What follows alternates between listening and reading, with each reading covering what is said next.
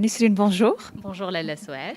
Alors, tout d'abord, nous aimerions que vous nous racontiez un petit peu l'esprit et l'âme de ce musée.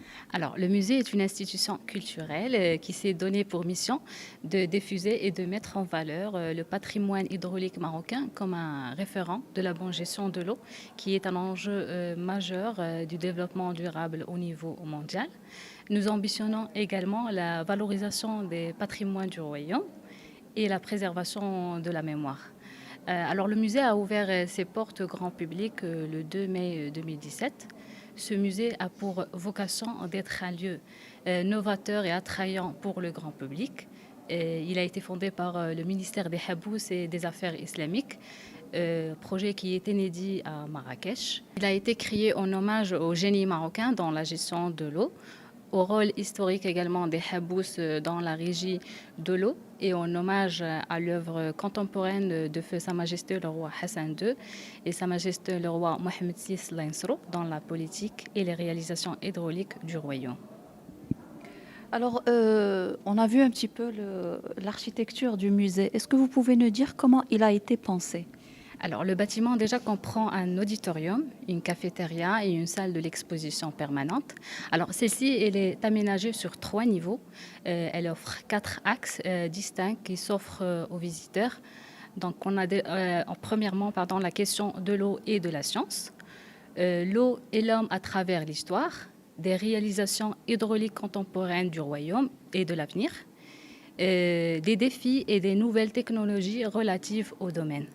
En fait, la visite, elle offre une expérience d'immersion dans la thématique de l'eau, faisant l'objet d'un traitement scénographique magnifié par un show son et lumière spectaculaire. D'ailleurs, on va le voir à la fin. Nous savons tous que l'eau est une source rare et qui se raréfie avec le temps. À travers l'expérience qu'offre le musée, comment cette rareté a été gérée par le Maroc à travers l'histoire?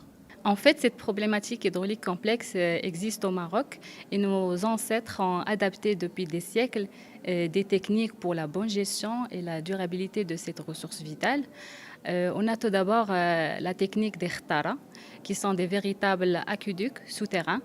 Cette technique de drainage des eaux souterraines a joué à travers l'histoire un rôle primordial.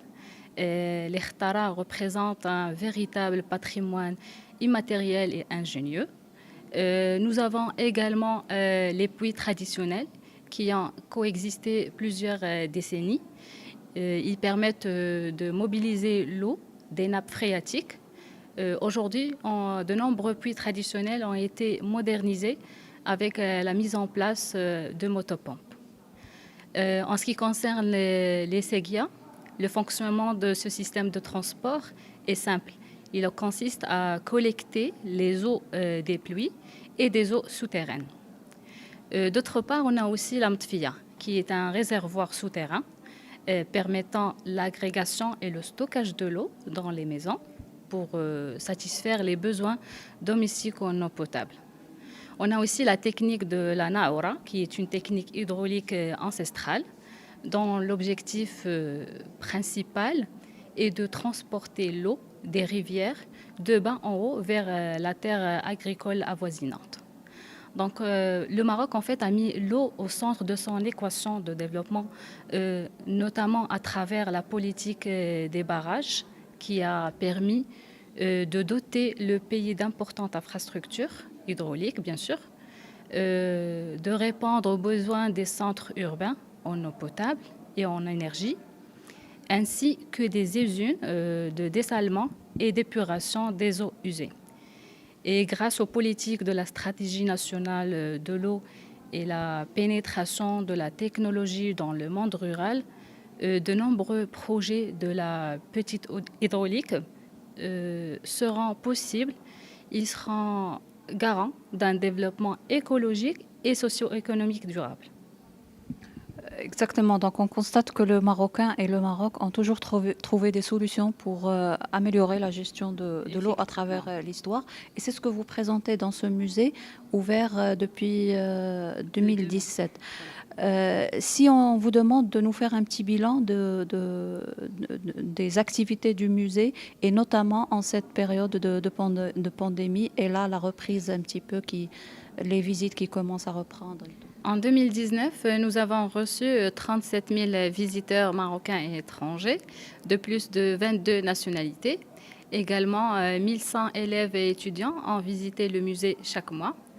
On a accueilli également dans notre salle polyvalente plus de 50 événements, type conférences, forums, concerts et autres festivités ouvertes au grand public. Alors 2020 était une année perdue à cause de la pandémie au niveau mondial, comme toute entreprise et toute industrie. La reprise est un peu lente cette année. Donc cette reprise a été programmée conformément aux mesures sanitaires de précaution en vigueur.